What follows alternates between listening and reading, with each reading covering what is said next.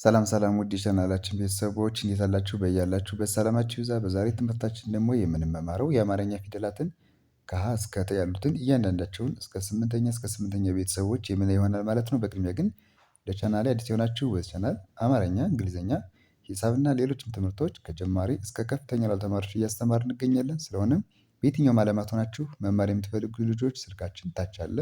ኢሞ፣ ቴሌግራም እንዲሁም ዋትሳፕ ላይ ደውላችሁ በመመዝገብ በሳምንት እስከ 5 ቀን በቀን ደግሞ ለአንድ ሰዓት ያክልና ከዚያም በላይ በግሩፕ ከሆነ ከአንድ ሰዓት በላይ 10-15 ተማሪዎች በአንድ ሆናችሁ የምትማሩ ከሆነ እንዴት ፍላጎት ያላችሁ ከአንድ ሰዓት እስከ 2 ሰዓት ድረስ ሰዓት እየሰጠን እናስተምራለን። እንዲሁም ደግሞ በግላችሁ መማር የምትፈልጉ ደግሞ አንድ ሰዓት መርጣችሁ መማር ይቻላል ማለት ነው። ቻናሉን ላይክ፣ ሼር እና ሰብስክራይብ እያደረጋችሁ ቤተሰብ ሁኑ። አሁን ወደ ትምህርታችን እንገባለን።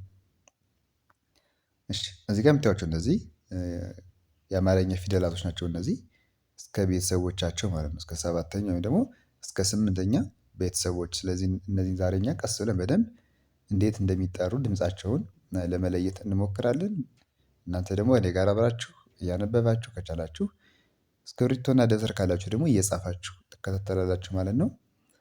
እሺ ይቺ ሀ ነች። ሀ ሀ ሁ ሁ ሂ ሂ ሃ ሃ ሄ ሄ ህ ህ ሆ ሆ። እሺ ቀጣይ ለ ለ ሉ ሉ ሊ ሊ ላ ላ ሌ ሌ ል ል ሎ ሎ ሏ ሏ። እቺ ደግሞ ሀ። አሁን ከዚህ ከመጀመሪያው ጋር ድምጿ ተመሳሳይ ነው። እችኛዋም ሀ ትባላለች፣ እችም ደግሞ ሀ ትባላለች ማለት ነው። ስለዚህ በምንድን ነው የሚለዩ? በአጻጻፋቸው የተለያዩ ናቸው እንደምታዩቸው። ነገር ግን ስንጠራ ግን ከዚህ እስከ መጨረሻው የጠራ ነው እና አሁን ከዚህ ጀምረን እስከ መጨረሻው የምንጠራው ድምፅ ተመሳሳይ ነው ማለት ነው። ሀ ሁ ሂ ሃ ሄ ህ ሆ ኋ ኋ። እሺ እቺ ደግሞ መ ነች። መ መ ሙ ሙ ሚ ሚ ማ ማ ሜ ሜ ም ም ሞ ሞ ሟ ሟ። እሺ እንግዲህ እንደምታዩት እነዚህ ሶስቶች እስከ 8ኛ ወይ ደግሞ እነዚህ ዲቃላ ፊደላት የምንላቸው እስከ 8ኛ ያሏቸው ማለት ነው። ይችኛዋ ሀ አለቻ። ሌላ ደግሞ በቀጣይ ደግሞ የምናያቸው ሌሎች የሀ አይነቶች አሉ። ከነዚያም እንደነዚህ ዲቃላ ፊደላት አሉላቸው። ይችኛዋ ግን እስከ 7ኛ ነች። እሺ አሁን አንዴ ወደ ታች እንደዚህ እንላለን። ሀ ለ ሀ መ መ። እነዚህ የመጀመሪያ ፊደላቶች ማለት ነው። እሺ ሁለተኛ ሁ ሉ ሁ ሙ ሙ። እነዚህ ደግሞ ሁለተኛ ፊደላቶች ከመጀመሪያ የሚለዩት በአጻጻፍ በምንድን ነው? ከጎናቸው ላይ ባላቸው ቅጥያ። ከጎናቸው ላይ ቅጥያ ካላቸው ሁሌም ስንተኛ ፊደል ናቸው? ሁለተኛ ፊደል ማለት ነው። እሺ ሂ ሊ ሂ ሚ ሚ። እሺ እነዚህ ደግሞ ሶስተኛ ፊደል። ሶስተኛ ፊደላቶች ደግሞ እግራቸው ታች መጨረሻ በቀኝ በኩል የዞረ ወደ ቀኝ እግራቸው የተጣመመ ከሆነ ሁሌም ሶስተኛ ፊደል ናቸው። ድምጻቸው እንደ ኢ ድምጽ ከሆነ በቀላሉ ሶስተኛ እንደሆኑ መለየት ይቻላል ማለት ነው። እዚህ ጋር ሂ ሊ ሂ ሚ ስንል ኢ አይነት ድምጽ አላቸው። እንደዚህ ከሆነ ሁሉም 34ቱን የአማርኛ ፊደል ሶስተኛ ፊደል ናቸው ማለት ነው። እሺ ከዚህ ጋር ሀ ላ ሃ ማ ማ። እሺ እነዚህ ደግሞ አራተኛ ፊደል ሃ ላ ሃ ማ። አራተኛ ፊደላቶች ብዙ ጊዜ ምንድነው በቀኝ በኩል ያለው እግራቸው ይረዝማል። ለምሳሌ ሀ ስንል አሁን በዚህ በኩል እግር አስረዘምን በቀኝ በኩል። ላ ስንል የቀኝ እግሩ ረዘመ ይሄኛው አጭር ሆነ። አሁንም ሀ ስንል የቀኙ ረዘመ ይሄኛው አጭር ሆነ። ማ ስንል በቀኝ በኩል እግር አስረዘምን። እግር የሌላቸው ፊደላቶች አንድ እግር እናስረዝማለን። ሁለት እግር ሶስት እግር ያላቸው ፊደላቶች ደግሞ በቀኝ በኩል ያለው እግራቸው ይረዝማል። ሁሉ ላይ ሆንሽ ግን አብዛኛው እንደዚያ ነው ማለት። እንደዚህ ከሆነ ስንተኛ ፊደል ናቸው? አራተኛ ፊደል ማለት ነው። እሺ አምስተኛ ደግሞ ሄ ሌ ሄ ሜ ሜ። እነዚህ ደግሞ አምስተኛ ፊደል። እነዚህ በቀላሉ መረዳት ትችላላችሁ። ምንድነው እግራቸው ላይ በቀኝ በኩል ታች መጨረሻ ዳር ምን አላቸው? ቀለበት ክብ ነገር ካላቸው ሁሌም አምስተኛ ፊደል ናቸው። ስድስተኛ ህ ል ህ ም ም። እነዚህ ደግሞ ስድስተኛ ፊደል። የመጨረሻ ሆ ሎ ሆ ሞ ሞ። እነዚህ ደግሞ ሰባተኛ ፊደል ማለት ነው። ዲቃላዎቹ ደግሞ እዚህ ጋር አሉ። ሏ ኋ ሟ። እነዚህ ዲቃላ ፊደላት ደግሞ ስትጽፉ ብዙውን ጊዜ ምንድነው የሚደረገው? አራተኛ ፊደላቶች መጀመሪያ ይጻፋሉ እነዚህን ለመጻፍ ማለት ነው።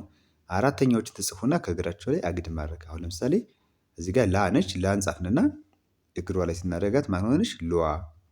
ይችን ጽፈን እግር ስናደርግ ኋ። ማን ጽፈን እግሯ ላይ ስናደርግ ሟ።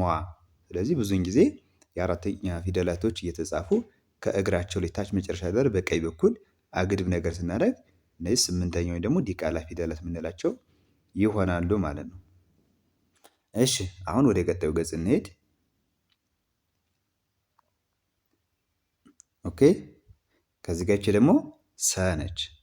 ሰ ሱ ሲ ሳ ሴ ስ ሶ ሷ ሷ። እሺ ቀጣይ ረ ረ ሩ ሩ ሪ ሪ ራ ራ ሬ ሬ ር ር ሮ ሮ ሯ ሯ። እሺ ቀጣይ ሰ። እቺ ማነች? ሰ። አሁን እዚህ ጋር እቺ የመጀመሪያዋ ሰ ብለናል። እቺም ደግሞ ሰ ነች ማለት ነው። ሁለት አይነት የሰ አይነቶች አሉ።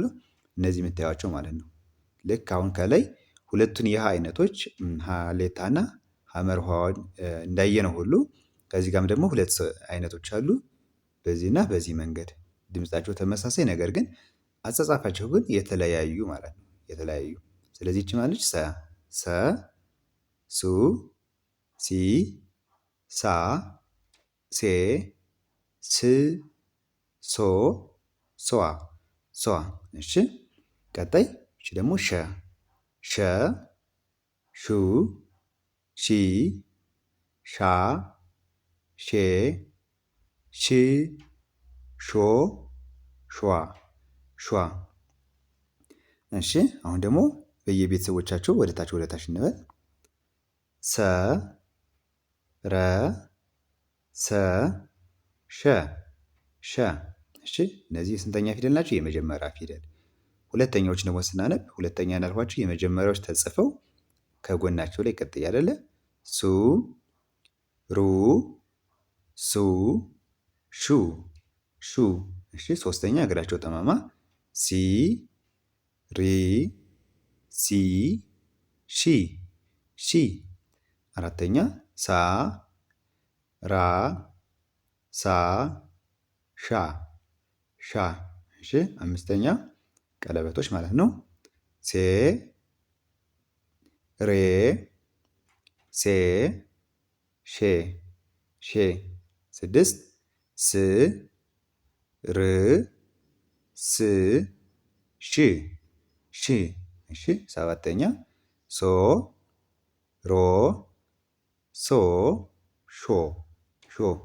የመጨረሻ ሷ ሯ ሷ ሿ ሿ። እሺ በጣም አሪፍ።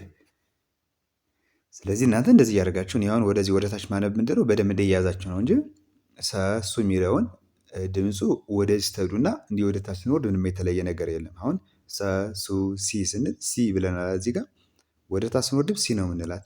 እንደዚህም መጣነ እንደዚህም ሄድነ ከመጨረሻ ወደ መጀመሪያ መጣነ። ዋናው ዓላማችን ምንድነው? እያንዳንዱ ፊደላቶች ድምፃቸው መለየት ነው። ለምሳሌ ይቺ ፊደል ማናት ስንባል እንዲህ ተራውን ይዘን በዚህ መጠን ሳንቆጥር ወይም በዚህ መጠን ይችን ብቻ አይተን ማወቅ ነው ዋናው ዓላማችን። ምክንያቱም ፊደላት ከተማራችሁ በኋላ ወደ ቃላት ይገባል፣ ወደ አረፍተ ነገሮች ማንበብ ይገባል። የዛኔ ምንድነው እያንዳንዱ ፊደላቶች አንድ ፊደል ከሌላ ፊደል ጋር በአንድ ላይ ተቀላቅለው ነው የሚጻፉት ቃላት ሲባል። የዚያኔ እንዲሁ ቆጠራችሁ ሰሱ እያላችሁ ወይም ደግሞ ረሩ እያላችሁ አይደለም ፊደላቶችን ማግኘት የምትችሉ፣ እያንዳንዳቸው ማወቅ ያስፈልጋል ማለት ነው። እንደዛ ካልሆነ አማርኛ ለማንበብ በጣም አስቸጋሪ ነው። ሁሌ ፊደል እየቆጠራችሁ ሰሱ እያላችሁ ቦታቸውን እየፈለጋችሁ ከሆነ የምታነቡ አንዲት መስመር የአማርኛ አረፍተ ነገር ራሱ ለማንበብ ብዙ ደቂቃ ሊፈጅባችሁ ይችላል። ስለዚህ በደንብ አድርጋችሁ ፊደላቶችን መለየት ያስፈልጋል። እናንተ አሁን እኔ ከመጀመሪያ ወደ መጨረሻ ከዚያ ከላይ ወደ ታች ደግሞ በየቤተሰቦቻችሁ ብያለሁ። እናንተ ደግሞ ከመጨረሻ ወደ መጀመሪያም በተለያየ መንገድም የፊደሎች ቦታ እየቀያየራችሁ በደንብ ማጥናት ያስፈልጋል ማለት ነው። እንደዚያ ከሆናችሁ በደንብ መያዝ ትችላላችሁ። እሺ አሁን ወደ መጨረሻው ገጽ እንምጣ። እሺ እቺ ደግሞ ቀ ነች። ቀ ቁ ቂ ቃ ቄ ቅ ቆ ቋ ቋ። እሺ በ ቡ ቢ ባ ቤ ብ ቦ ቧ ቧ። እሺ ቨ እቺ ደግሞ ቨ ማለት በን ትጽፉና ሳታነካኩ ከላይ መነካከት የለበትም። ትንሽ ከፍ ብላችሁ አግድም ማድረግ። እንዴት ነው? መጀመሪያ እንደዚህ እንደ በ ትጽፋላችሁ። ከዚያም በኋላ ከላይ እንደዚህ ማድረግ። እንደዚህ ከሆነ ማን ይሆናል? ቨ ሆነ ማለት ቨ። እሺ ቨ ቨ ቡ ቡ ቪ ቪ ቫ ቫ ቬ ቬ ቭ ቭ ቮ ቮ ቫ ቫ። እሺ እቺ ደግሞ ተ ተ ተ ቱ ቱ ቲ ቲ ታ ታ ቴ ቴ ት ት ቶ ቶ ቷ ቷ። እሺ በጣም አሪፍ። አሁን አንዴ ወደ ታች እንበል። ቀ በ ቨ ተ። እሺ ቁ ቡ ቡ ቱ ቱ። ሶስተኛ ደግሞ ቂ ቢ ቪ ቲ። ቅርጻቸው በደንብ እያያችሁ አሁን ቂ ቢ ስንል እናንተ ደግሞ የፊደሎችን አጻጻፍ በደንብ እያያችሁ መሆን አለበት። እግራቸው እዚህ ጋር ምንድነው? ጠማማ ጠማማ። ስንተኛ ፊደል ስለሆኑ ነው? ሶስተኛ ማለት ነው። እሺ አራተኛ ቃ ባ ቫ ታ ታ። አምስተኛ ቀለበቶች እነዚህ ቄ ቤ ቬ ቴ ቴ። እሺ ስድስት ቅ ብ ቭ ት ት። ቆ ቦ ቮ ቶ ቶ። የመጨረሻ ቋ ቋ ቧ ቧ ቷ ቷ። እሺ እንግዲህ እነዚህ ከሀ እስከ ተ ያሉት 12ቱን የአማርኛ ፊደላቶች አይተናል ማለት ነው። በአጠቃላይ 34 የአማርኛ ፊደላቶች አሉ። ከነዚያው ዛሬ 12ቱን ነው ያየን ማለት ነው። እንግዲህ እስከ የቤተሰቦቻችሁ ወይም ደግሞ እስከ 8ኛ ፊደል ማለት ነው። እነዚህን በደንብ ከያዛችሁ በደንብ ካጠናችሁ በቀጣይ ደግሞ ከተቀጠሉ ያሉትን ቀሪዎችን የአማርኛ ፊደላቶች በክፍል 2 ይዤላችሁ እመለሳለሁ ማለት ነው። እንግዲህ ለዛሬ እነዚህን ፊደላቶች አጥንተናል። እናንተ በደብተር ጽፋችሁ ከቻላችሁ ደጋግማችሁ አንብቡ። ከሁለት ከሶስት ቀን በኋላ ደግሞ ቀሪዎችን የአማርኛ ፊደላቶች እንደዚሁ ቪዲዮ እሰራላችኋለሁ። እናንተ ግን እስከዚያው ድረስ እነዚህን በደንብ መያዝ ያስፈልጋል። አንዱ ሳትይዞ ወደ አንዱ መሄድ ሳይሆን መጀመሪያ እነዚህን በደንብ ይዛችሁ ደግሞ ቀጣዩን ቪዲዮ ደግሞ ስሰራ ደግሞ ፊደላቶች ቀጣዮችን ታጣናላችሁ ማለት ነው። እስከዚያው ድረስ እናንተ በደንብ ለሁለት ቀን ያክል በደንብ ማጥናት ያስፈልጋል። ስለዚህ ሁሌም እንደዚህ አይነት ቪዲዮዎች እየሰራሁ እለቃለሁ። በተጨማሪም ደግሞ የሂሳብ ትምህርትና የእንግሊዘኛ ትምህርቶችንም ታገኛላችሁ ቻናሌ ላይ እየገባችሁ ማንበብ ከፈለጋችሁ። ለዛሬ የነበረን ትምህርት ይህን ይመስላል ማለት ነው። በቀጣይ በሌሎች ትምህርቶች እስከምመለስ ድረስ እስከዚያው ድረስ በያላችሁበት ሰላም ሁኑ። ቻው